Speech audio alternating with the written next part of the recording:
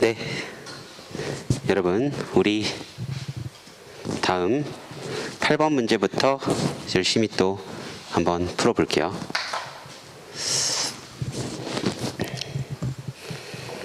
자, 우리 8번 문제를 풀 때 또 필요한 친구들, 이런 문제를 풀 때 또 어떻게 풀 수 있는지 한번 얘기를 해볼게요. 자, 일단 보기부터 보면요, 논리와 비판을 수강하지 않는 학생이 있다라고 돼 있잖아요. 이거는 한 명만 있어도 참이에요. 무조건 한 명 정도는 있다, 최소한 한 명은 있다가 되면 참이 되는 것들이고, 다 얘도 그래요. 둘 다 수강한 학생이 있다, 모두가 그랬다가 아니라 그런 애도 있다가 되기 때문에 있으면 참이 됩니다. 얘는요, 아무도 그렇지 않았다가 되는 거죠. 이렇게 나눠두시면 되겠고, 그러면 여러분들 이렇게 되는 순간 뭘 찾아야 될까요? 절대 그럴 수 없는 경우들을 기준으로 봐야 돼요. 이건 절대 불가능한 거구나 하는 거를 찾을 줄 아는 노력이 필요해요. 그러면 절대 불가능한 거구나 라는 걸 찾을 때 필요한 게 뭐가 될까요? 바로 모순관계를 잡아내기예요. 이건 논리적으로 모순이 된다라고 하는 포인트를 잡아내는 게 조금 필요하다라고 할 수 있어요. 논리적인 모순관계를 잡아낼 필요가 있다, 이렇게 봐주시면 될 것 같고, 그 다음에 논리식으로 표현이 안 되는 건 알 수 없는 거예요. 이렇게 두 가지 좀 적어둔 상태로 우리 이 문제를 한번 읽어보도록 하겠습니다. 자, 천천히 한번 가볼게요. 경찰대학교에서는 학생들의 교양과목 수강 실태를 파악하여 향후 교과목 개편에 반영할 예정이다. 실태를 파악한 결과, 오케이, 여기 1번부터예요. 자, 이제 시작해 볼게요. 여기다 논리식을 표현해 보겠습니다. 경찰 윤리를 수강하지 않으면요, 그러면 아무도 공직자 글쓰기를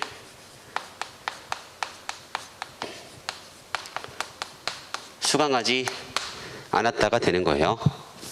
항상 이런 논리관계를 표현할 땐 대우관계까지 같이 기억해 두시면 좋습니다. 공직자 글쓰기를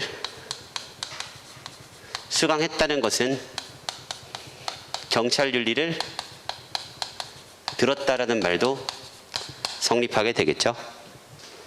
자, 그리고 여기는 일부 학생들이에요. 자, 일부 학생들, 그런 애도 있다가 되는 겁니다. 일부 학생들은, 자, 이제 두 번째, 기초통계학과 경찰윤리를 둘 다 수강했다. 두 번째, 일부는요, 기초통계 앤드 경찰윤리를 둘 다 수강했어요. 됐죠? 그리고 여러분 또 볼게요. 여기 논리와 비판, 공직자 글쓰기, 기초통계학을 모두 수강한 학생은 없었다. 즉, 이건 어떻게 표현하면 될까요? 논리와 비판을 안 듣거나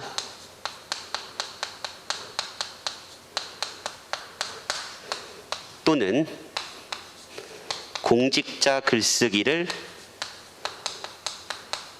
안 듣거나 또는 기초통계학을 안 듣거나예요. 셋 다 들은 사람은 없으니, 모두 수강한 학생은 없으니 셋 중 하나는 안 들어야 돼요. 셋 중 최소 하나는 안 들어야 된다라고 봐주시면 되는 게 여기가 3번, 여기가 2번, 그리고 여러분 4번이에요.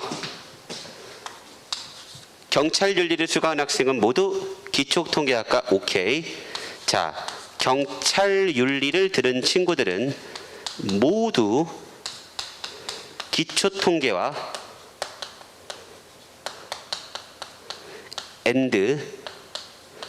논리와 비판을 들었어요. 자, 여러분, 제가 한 가지 말씀드리고 싶은 게 있어요. 이 경찰대학교는 조금 이따 제가 논리식 문제 풀 때도 보여드릴 건데, 논리 퀴즈. 뭐를 좋아하냐면요, A or B에서 하나 지우는 거. A 또는 B이다, A가 아니다, 그러니까 B이다가 되는 거. 이런 식의 관계를 되게 좋아해요. 우리 연습했던 것들. 제가 이 말을 왜 하냐면 3번까지를 이어줬을 때 기초통계와 논리와 비판을 들었다는 건 뭐는 듣지 않았다는 거죠. 공직자 글쓰기는 듣지 않아야 돼요. 셋 다 들은 사람은 없다 그랬으니. 여러분, 그러면 이제 논리식을 이어줬을 때 이상한 게 생깁니다. 공직자 글쓰기를 들으면 경찰 윤리를 들어요. 경찰 윤리를 들으면 기초통계와 논리와 비판을 듣습니다. 근데 그러면 공직자 글쓰기를 안 들어요. 모순이 생기네요. 공직자 글쓰기를 듣는 학생은 경찰 윤리를 듣는데, 경찰 윤리를 들으면 기초통계와 논리와 비판을 무조건 듣는데요. 기초통계와 논리와 비판을 무조건 들으면 공직자 글쓰기는 들으면 안 됩니다. 왜냐하면 셋 다 들은 사람은 없거든요. 모순 관계가 생겨요. 즉, 공직자 글쓰기를 들었다라고 가정했을 때 모순 관계가 생기니까요. 공직자 글쓰기는 뭐 한 거죠? 절대 안 듣는다예요. 공직자 글쓰기를 들었다라고 가정했을 때 공직자 글쓰기에 모순이 생기니까 공직자 글쓰기는 절대 안 들었다가 되는 겁니다. 이게 뭐라 그랬죠? 이것을 기루법이라고 해요. 공직자 글쓰기를 들었다라고 가정했을 때 모순 관계가 생기니 그러면 걔는 안 되는 거고, 그렇다면 무조건 공직자 글쓰기는 안 들었겠다. 아무도 공직자 글쓰기는 안 들었겠다가 되는 겁니다. 아무도 공직자 글쓰기는 안 들었다가 되는 거니까요. 여기서 가장 포인트가 되는 게 뭐냐면 기초통계학과 공직자 글쓰기를 둘 다 수강한 학생은 없죠. 왜냐하면 아무도 이걸 안 들으니까. 아무도 얘를 안 들으니까 이걸 둘 다 들은 사람은 있을 수가 없습니다. 그래서 일치, 참. 니은. 여러분, 일부 학생이 이미 경찰관 윤리를 들었다라고 했죠. 경찰관 윤리를 들은 학생은 전부 다 이거 듣는다 그랬죠. 그러니까 논리와 비판 둘 다 수강한 학생이 있기는 있겠죠. 일부가 그런다고 했으니. 맞는 말.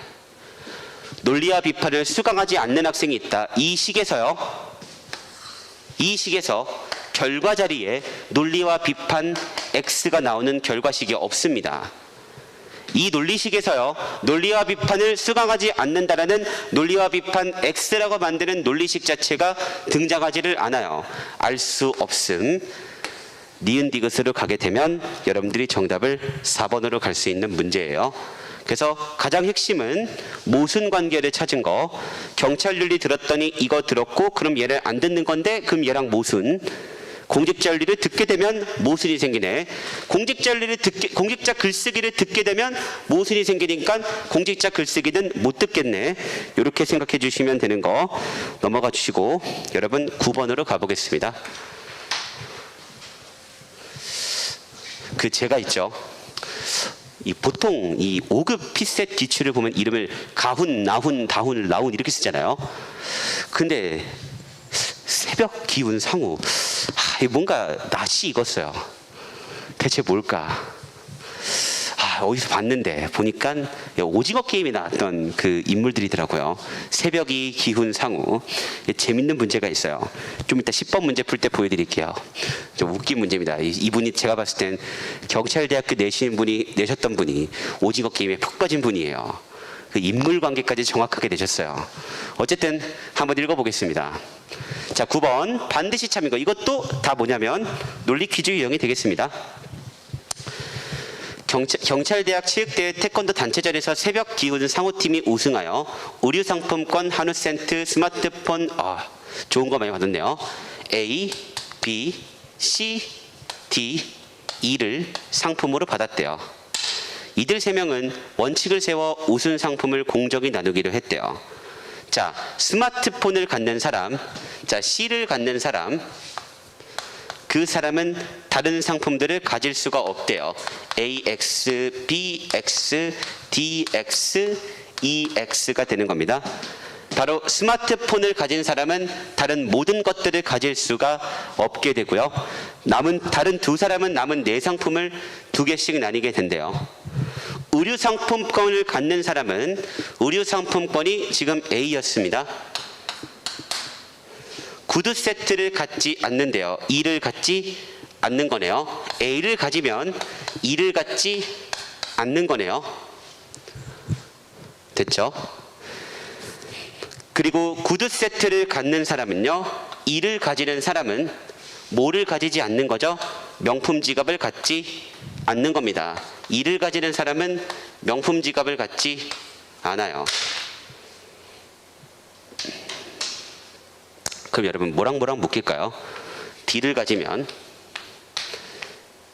E를 안 가질 테니까 E를 안 가지는 두 친구끼리 묶여야겠죠? 그래서 AD가 묶이게 되고 C, AD, B2로 묶이는 겁니다. 이런 게 사고예요. 어차피 D를 가지면 E를 안 가지고 A를 가져도 E를 안 가지는데 둘로 쪼개려면 얘네가 연결되려면 이 둘이 엮이고 쟤네 둘이 엮여야겠죠? 그래서 이렇게 이 글은 끝났습니다. 얘가 스마트폰, 여기가 의류 상품권, 여기가 명품 지갑, 여기가 한우 세트, 여기가 구두 세트예요. 이렇게 봐주시면 되고, 자 이제 이거 가지고 판단해 볼게요. 만일 새벽과 기운이 한우 세트를 갖지 않으면, 만일 새벽과 기운이 한우 세트를 아무도 안 갖는데요. 그러면 자, 새벽도 이거 안 가지고 기운도 이거 안 가지면 남은 상호가 누가 가지는 거죠? 이거 가지겠죠. 나눠 가지는 거니까. 그러면 한우 세트를 가지는 사람은 모두 가지죠? 구두 세트도 가지겠죠. 이렇게 되는 겁니다. 한우 세트를 가지는 사람은 구두 세트도 가질 거예요. 만일 새벽이 명품 지갑을 갖는데요. 기운이 한우 세트를 가지면 그러면 상우는 얘를 가져야겠네요. 상우는 스마트폰을 가진다. 완벽하게 일치해요. 그러니까 이거는 그림 그려두면 이제 뭐 그냥 확인만 하면 되는 문제입니다. 만일에 새벽이 스마트폰을 갖고 기훈이 의류 상품권을 가지면 그러면 나머지 상우는 이거 가져야겠죠? 한우 세트를 가지겠네요. 얘도 맞는 말. 그래서 정답은 기역, 니은, 디귿이에요. 이렇게 5번으로 가주시면 되는. 그래서 저 짝짓기 D를 안 가지면 E를 안 가진다. 그리고 A를 안 가지도 E를 안 가진다. A를 가지면 E를 안 가진다. 그래서 AD를 묶어놨다라는 거 그렇게 정리해 두시면 될 것 같고, 10번으로 가보겠습니다. 이것도 우리 논리 퀴즈 풀 때 많이 나오는 유형이에요. 이런 유형들이. 자, 이런 거 볼 때 꼭 체크해 봐야 될 게 있어요. 꼭 여러분들 읽어보면서 한번 보겠습니다. 대체 다음의 내용이 참일 때 반드시 참인 것을 고르시오라고 돼 있잖아요. 가끔씩 어떻게 나오냐면 누군가의 말은 참, 누구의 말은 거짓, 이런 식으로 나올 때가 있습니다. 자, 한번 해볼게요. A기술원 생명화학공학과 이교수와 B연구소 김박사 공동연구팀은 신종 코로나19 바이러스가 출현하면 유망한 치료물질을 단기간에 발견하는 10종류의 스크리닝 알고리즘을 개발 중이다. 오케이. 연구진 스크리닝 알고리즘 치료물질을 갖는데 걸린 시간은 모두 달랐다예요. 이 스크리닝끼리요, 치료물질 찾는데 걸린 시간은 모두 달랐다는 말은 뭐죠? 빠르게 찾은 스크리닝도 있고 느리게 한 스크리닝도 있고란 얘기죠. 자, 연구원들이 자리를 비운 사이 누군가 스크리닝 기술을 핵심 알고리즘 기밀 자료를 훔쳤다. 경찰은 수사 끝에 새벽 기훈 상우 일남을 용의자로 지목해 연구소 당일 상황을 물으며 바로 이들을 신문했다. 이들은 연구소에서 개발하는 10종류의 스크리닝 기술 알고리즘과 범인에 대해 다음과 같이 답했다. 여러분, 오징어 게임을 알고 찍으면 답을 찍을 수가 있어요. 하지만 오징어 게임을 안 본 분들을 위해 말은 하지 않을게요. 이렇게 하면 근데 답을 구하면 말하게 되는데, 어쨌든 오징어 게임을 본 분들이면 답이 찍히는 문제입니다. 자, 한번 해볼게요. 뭐 그렇게 푸는 건 아니고, 자, 새벽 한번 보겠습니다. 새벽. 각 알고리즘은 자, 자기보다 늦게 치료제 후보군을 찾아낸, 자, 이 말 끝에 뭐라고 써 있냐면요. 이렇게 써 있습니다. 수사 결과 이들은 참만을 말하거나, 즉 모든 말이 다 참이거나 모든 말이 다 거짓말이거나 둘 중 하나예요. 그리고 4명 중 1명만 범인이래요. 오케이. 그러면 새벽이든 상우든 일남이든 기훈이든 누구든 모두 다 참을 말하거나 아니면 거짓말을 말하겠죠? 그럼 여러분들은 뭘 찾아야 될까요? 여기부터 시작해서 둘 중 하나가 무조건 참인 것과 무조건 거짓이 되는 거, 요 단서를 찾을 필요가 있다는 뜻이에요. 그래야 나머지 하나는 자동적으로 정해지거든요. 즉 참만을 말한다라는 말 속에는 뭐가 들어가 있냐면 그 두 가지 조건을 제시할 건데, 두 조건 중 하나가 무조건 거짓이거나 무조건 참인 단서가 있을 거다라는 걸 포함하고 있고, 제가 여러분들한테 글을 읽을 때 중요한 게 뭐라 그랬죠? 집단을 나누는 표현이라 그랬죠. 그래서 집단을 가지고 사고했으면 풀리는 문제였습니다.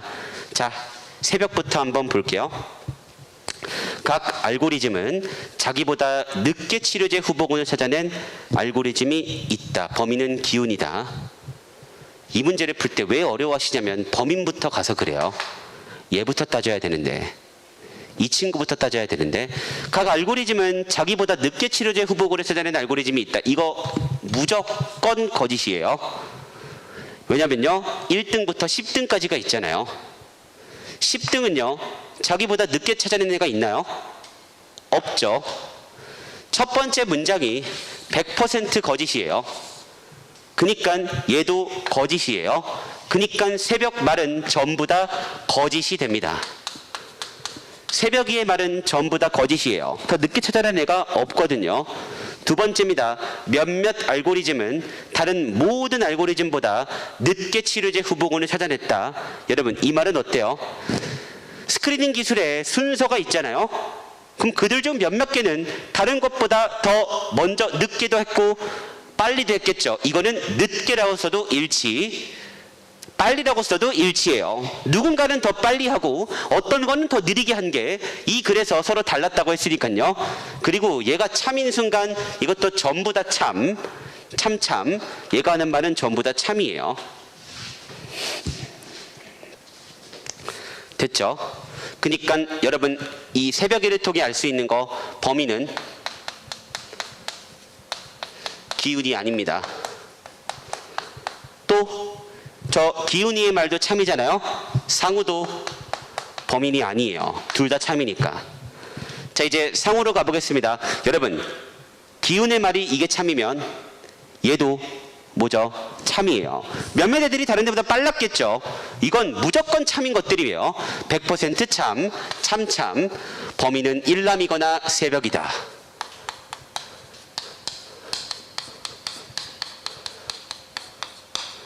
여러분, 여기서 이러시면 안 됩니다.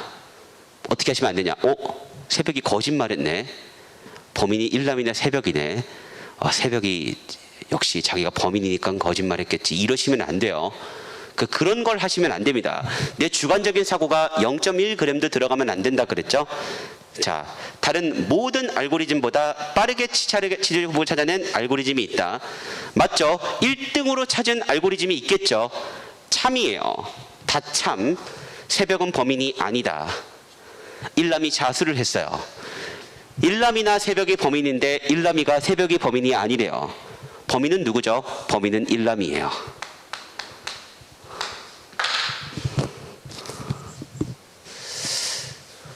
됐죠? 이렇게 푸는 거예요. 그러니까 여러분들이 이렇게 풀 줄 아셔야, 저 논리식에서, 저 말에서, 저 전체 집단, 부분 집단을 가지고 참거짓 판단해서 하나가 참이면 다 참, 하나가 거짓이면 다 거짓을 말하는 거였구나. 자, 가보겠습니다. 기훈은 범인이다.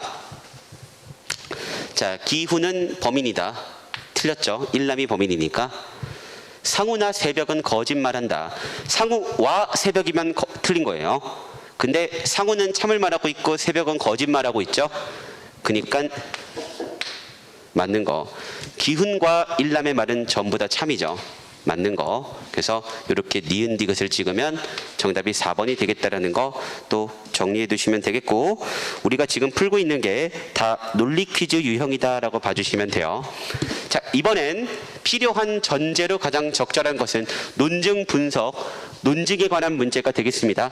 그래서 이 논증에 관한 문제는 지금 보시면 이 결론을 내기 위해 필요한 전제 조건에 관한 얘기예요. 한번 가보도록 하겠습니다. 자, 경찰대학교에서는 이번 체육대회 종목 및 진행 방식을 개선하려고 한다. 이와 관련해서 현재 거론되는 방안 중 다음 4조건을 충족하는 방안이 있다면 그 방안을 추진하기로 했다. 자, 조건을 전부 충족하면 그걸 추진한다. 어떤 애가 선택이 되든 4가지 조건을 전부 충족해야 된다는 얘기예요. 맞나요? 그러면 여기 지금 결론이 뭐죠? 간부 후보생 참여 확대 방안을 추진할 것이다라고 돼 있잖아요. 그러면 얘가 되려면 얘가 뭐라는 거죠? 4가지 조건이 전부 만족됐으니까 얘를 추진한다는 얘기겠죠. 그럼 여러분들은 제가 4가지 조건이 다 이 지문 속에서 충족이 됐는지를 찾으시면 되고, 한 가지 안 들어가 있는 게 있다면 걔를 추가해 주면 되는 겁니다. 한번 읽어볼게요. 첫째, 믿을 바란 설문조사에서 가장 많은 학생과 교직원이 선호하는 방안이다. 둘째, 학교의 기존 재정만으로 실행할 수 있어야 되고 부상을 일으키지 않아야 되고요. 모두 공정하게 여겨야 돼요. 4가지 다 충족해야 됩니다. 여러분, 50명, 100명, 170명, 180명, 오케이. 지금 결과가 간부 후보생 참여 확대로 결정했잖아요. 충족했네요. 모든 사람들이, 제일 많은 사람들이 선호하는 방식, 간부 후보생 참여 확대.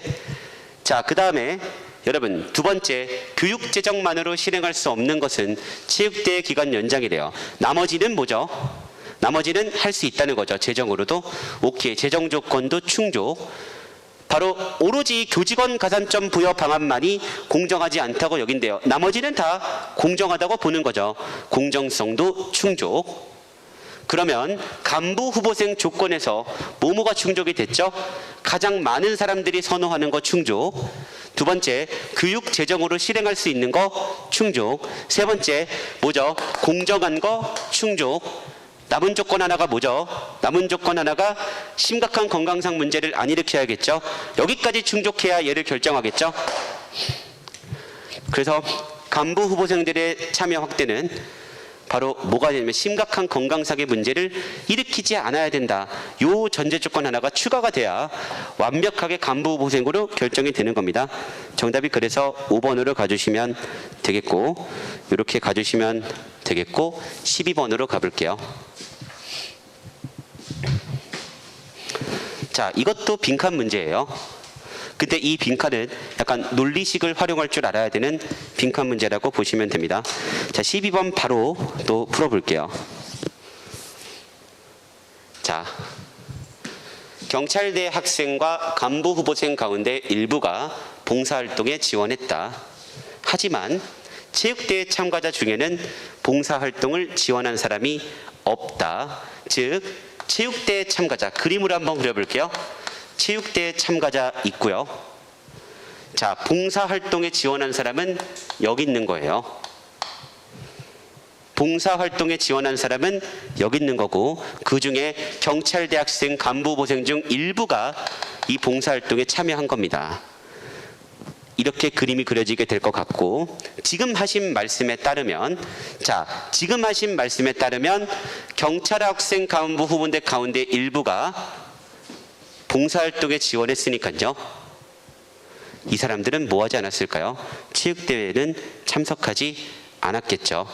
그러면 경찰대학생과 간부 후보생 가운데 일부는요, 봉사활동에 지원을 했고, 그러니까 그 사람들은 체육대회에는 지원하지 않았겠네요. 참가하지 않았겠네요까지의 결론이 여기서 나오게 되는 겁니다.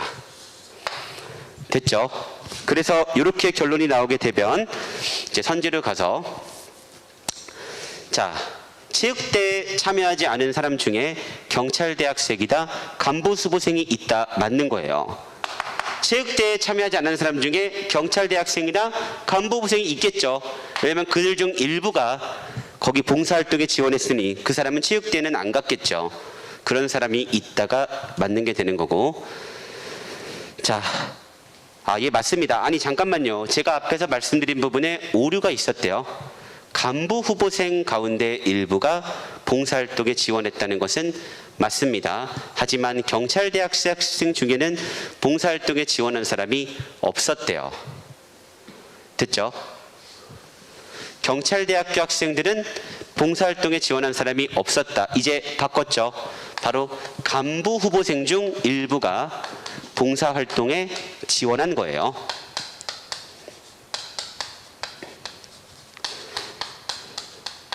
이렇게 하고 그 다음도 틀렸대요. 그 다음 얘기가 이제 체육대회 참가에 관한 얘기죠. 근데 그 다음 문장의 결론이 뭐라고 써있죠? 간부 후보생 가운데 체육대회 참가자가 있다라고 돼 있어요. 여러분, 이게 논리식이에요. 이 문장의 논리식이 어떻게 됐죠? 간부 후보생 일부가 체육대회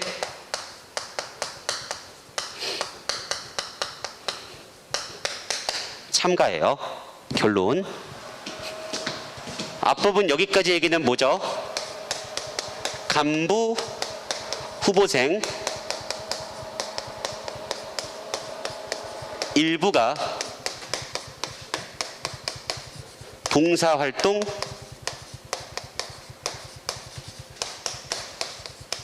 지원이고요. 보이시나요? 여러분, 간부 후보생 일부가 봉사활동을 지원했다는 얘기가 여기 앞에까지 얘기. 여기 결론은 간부 후보생 일부가 체육대회에 참가했다. 그러면 이 두 논리식을 보충해 주려면요, 여기서 일로 가려면 이 중간에 어떤 애가 껴야 되죠? 바로 봉사활동을 지원한 사람이 체육대회에 참여했다라는 결과가 나와야, 이 논리식이 나와야 여기서 이렇게도 가겠죠? 그러면 빈칸에 들어갈 얘기는 뭐가 되는 거죠? 봉사활동에 지원한 사람들 중에는 체육대회에 참석한 사람이 있다라는 논리식이 나와야 돼요. 그래야 간부 후보생 일부가 봉사활동에 지원했고요, 봉사활동에 지원한 사람이 체육대회에 지원을 했다라고 해야 간부 후보생 중 일부가 체육대회에 갔다가 되는 겁니다. 됐죠? 그래서 빈칸에 들어갈 주관식은요, 봉사활동에 지원한 사람이 체육대회에 참가했다는 얘기가 돼야 돼요. 여러분, 4번이 왜 틀렸죠? 4번이 왜 틀렸냐면 체육대회 참가자가 봉사활동에 지원했다 해서 틀린 겁니다. 이 논리식이 아니에요. 이렇게 식이 표현되지가 않습니다. 5번은요, 봉사활동에 참가한 사람이 체육대회에 참가했다죠. 역으로 바뀌어 있죠. 둘 중에 정답 뭐죠? 얘가 됩니다. 여러분, 이게 식을 만드는 연습이에요. 그래서 간부보생 중 일부가 봉사활동에 지원했다. 여기는 간부보생 일부가 체육대회에 참가했다. 이 부족한 논리식을 보충해 주려면 바로 간부보생 일부가 봉사활동에 지원했고요, 봉사활동에 지원한 사람이 체육대회에 참가를 해야 간부보생 일부가 체육대회에 참가했다는 논리가 성립하게 되는 거예요.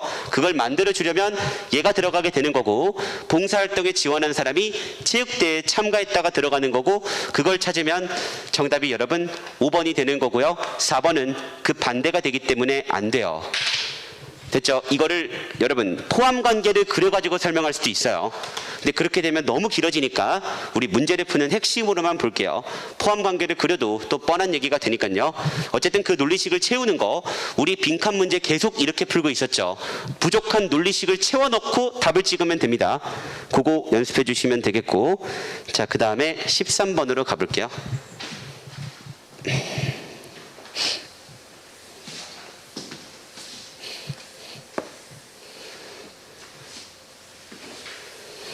여러분 13번 또 이것도 조심해야 돼요. 이거는 그리고 또는을 조심해야 되는 친구예요. 항상 여러분 그리고와 또는 관계는 항상 조심해야 된다라고 생각해 주시면 되고, 자, 북극곰의 귀여운 이미지는 많은 광고에 사용되지만 실제 북극곰은 매우 무서운 육식동물이다. 쭉쭉 가볼게요. 그래서 무서운 대상은 모두 귀엽지 않고 귀여운 대상은 모두 무섭지 않다고 가정한다. 무서우면 귀엽지 않고 귀여우면 무섭지 않다. 됐죠? 북극곰은 귀엽다와 북극곰은 무섭다는 둘 다 거짓일 수 있지만 둘 다 참일 수는 없어요. 이 무슨 말이죠? 귀엽지도 않고 무섭지도 않고 그럴 수는 있어요. 근데 귀여우면 무서울 수는 없고요. 무서우면 귀여울 수는 없으니까 둘 다 참일 수는 없는 겁니다. 둘 다 거짓일 수는 있지만 둘 다 참일 수는 없고요. 됐죠? 이렇게 봐주시면 되고, 바로 둘 다 참일 수, 여러분 항상 조건문식을 잘 보셔야 돼요. 둘 다 참일 수가 없다면 둘은 반대다. 머릿속에 이게 남는 겁니다. 여러분들 지금 저랑 같이 언어 논리를 공부하고 있다면요, A이면 B다의 포인트에서 항상 생각할 줄 아셔야 돼요. 둘 다 참일 수가 없다면 두 문장은 반대다. 두 문장이 반대면 두 문장은 둘 다 참일 수가 없다. 역도 성립한다예요. 이게 지금 무슨 말이냐면 A이면 B다가 되면요, B이면 A다도 성립한다라는 거예요. 이걸 보여주는 문장이 이 문장이 되는 겁니다. 그 역도 성립한다. 자, 북극곰은 귀엽지도 무섭지도 않다고 가정하겠다. 또한 아까처럼 무서운 대상은 모두 귀엽지 않고 귀여운 대상은 모두 무섭지 않다고 가정하면 북극곰은 귀엽지 않다와 북극곰은 무섭지 않다는 둘 다 참일 수는 있어요. 이 둘 다 거짓일 수는 없습니다.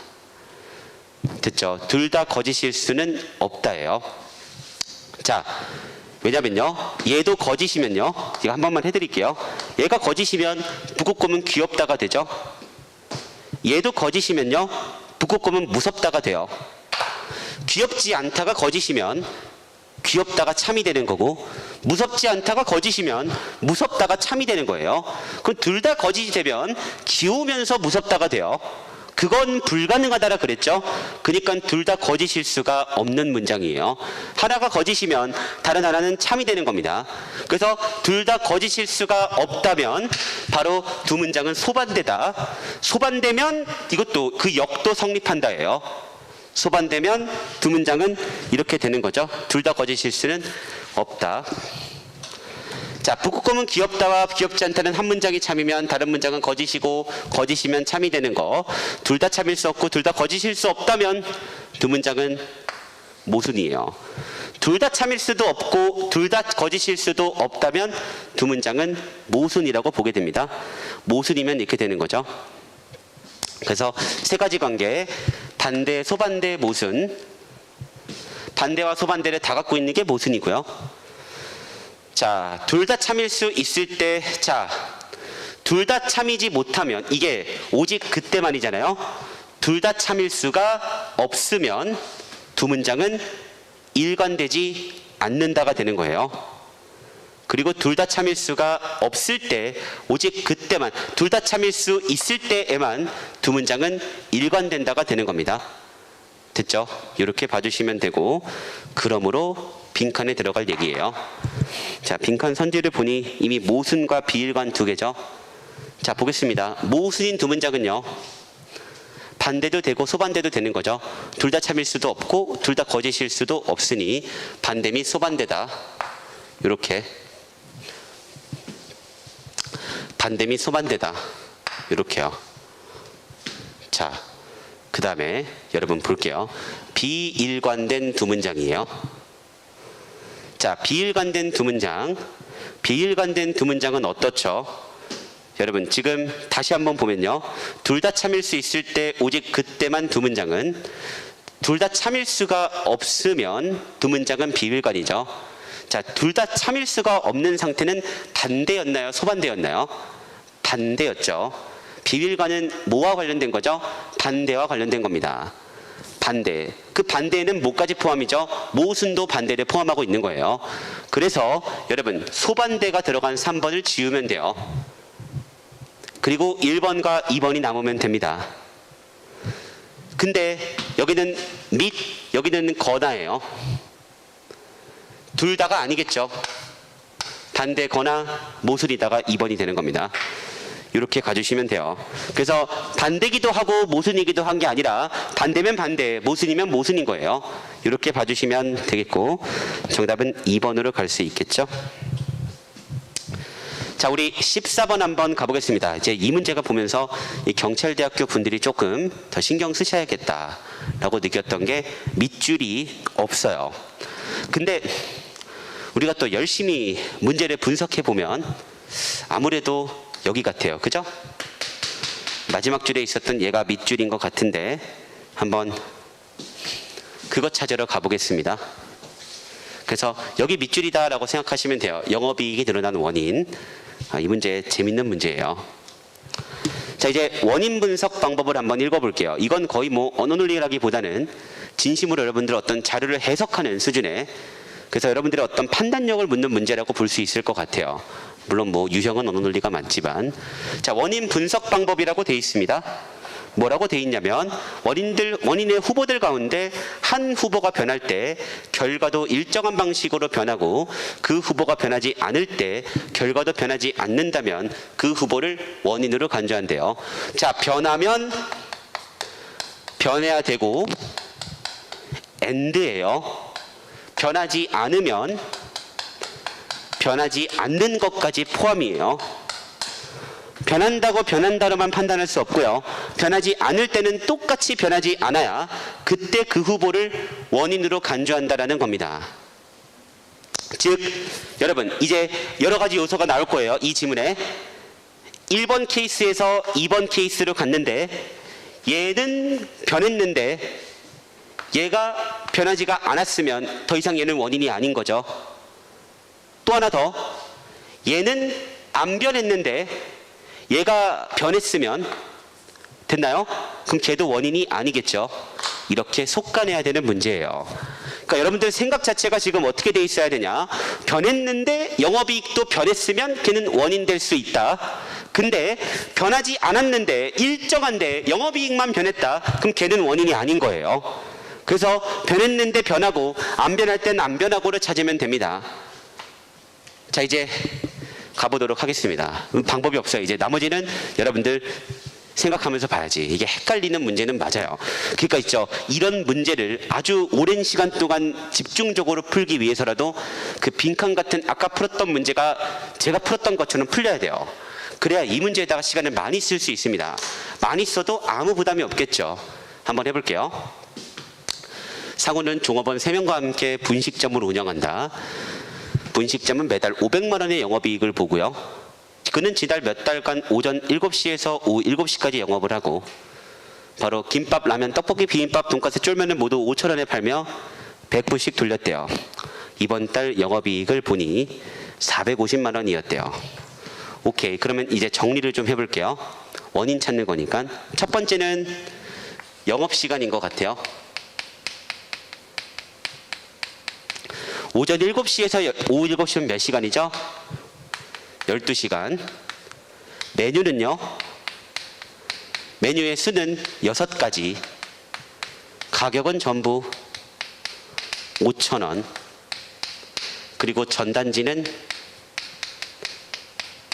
100부. 그랬을 때 영업이익은 450. 됐죠? 이제 영업이익을 올리고 싶었대요. 영업이익을 올리고 싶어서 가게 운영 방식을 바꿨대요. 천천히 가보겠습니다. 다음 한 달간이에요. 자, 이제 뭐가 바뀌었는지를 체크해 봐야겠네요. 뭐가 바뀌었죠? 다음 한 달간은 오전 7시에서 오후 9시까지 영업을 한대요. 영업시간 몇 시간이죠? 14시간. 영업시간 변했네요. 영업시간 변했으니까 만약에 영업이익도 변했으면 원인이 맞습니다. 근데 만약에 영업시간이 변했는데 영업이익이 똑같으면 이제 영업시간은 원인에서 탈락이에요. 됐죠? 오케이, 14시간. 메뉴도 줄었습니다. 5가지로. 맞나요? 그리고 전 메뉴를 다 바뀌었네요. 다 바뀌었어요. 150부씩 돌렸더니 영업이익이 510만 원이래요. 아직은 지울 게 없어요. 다 변했고 영업이익도 변했잖아요. 이러면 뭐 볼 게 없죠. 자, 다음 한 달로 또 가볼게요. 다음 한 달로 갔더니 여러분 오전 6시에서 오후 8시래요. 이거 여러분 잘 보셔야 됩니다. 영업시간 몇 시간이죠? 계속 14시간이에요. 영업시간이 똑같습니다. 만약에 영업이익이 변했으면 더 이상 영업시간은 원인이 아니에요. 자, 그리고 메뉴는 바꿨네요. 가격은 4,500원으로 유지했고 가격 안 변했네요. 자, 이제 정리해보면 어떻게 되는 거죠? 이제 이 경우에 영업이익이 그대로면 얘네 둘 중 하나가 원인인 거고요. 만약에 이 상황에서 영업이익이 변했으면 얘네들은 원인이 아닌 겁니다. 안 바뀌었는데 영업이익만 변했으니까 이렇게 정리가 되는 거고, 종업원을 한 명 더 줄였대요. 오케이, 종업원을 한 명 더 줄였다는 건 한 명 줄인 게 종업원이 여기 없었네요. 종업원 수가 종업원 3명이었는데 한 명 줄여서 2명. 자, 그래서 다음을 봤더니 종업원을 한 명 더 줄였으니까 1명. 전단지는 200부씩 돌렸더니 바로 영업이익이 540이 됐대요. 이 순간 뭐뭐 탈락이죠? 가격과 영업시간 탈락이에요. 왜냐하면 그대로인데 영업이익이 변했으니 이제 저들은 원인이 아닙니다. 오케이. 그 다음 한 달간은 또 이제 여러분, 이제 영업시간 신경 쓸 필요 있을까요? 이제 영업시간에 신경 쓸 필요 없겠죠. 이미 얘는 원인이 아니에요. 자, 4가지 메뉴의 가격을 500원 이하에서 4,000원에 팔아 신경 쓸 필요 없고, 종업원은 1명이었고, 맞나요? 전단지를 매일 250부 돌렸대요. 그랬더니 영업이익이 540이었대요. 뭐 탈락이죠? 전단지 탈락이에요. 전단지 개수가 변했습니다. 근데 영업이익이 똑같아요. 그리고 변하지 않은 게 뭐였죠? 변하지 않은 게 바로 이 메뉴의 숫자, 그 다음에 종업원 숫자. 이제 둘 중 하나가 원인이에요. 종업원 숫자거나 제가 원인이 됩니다.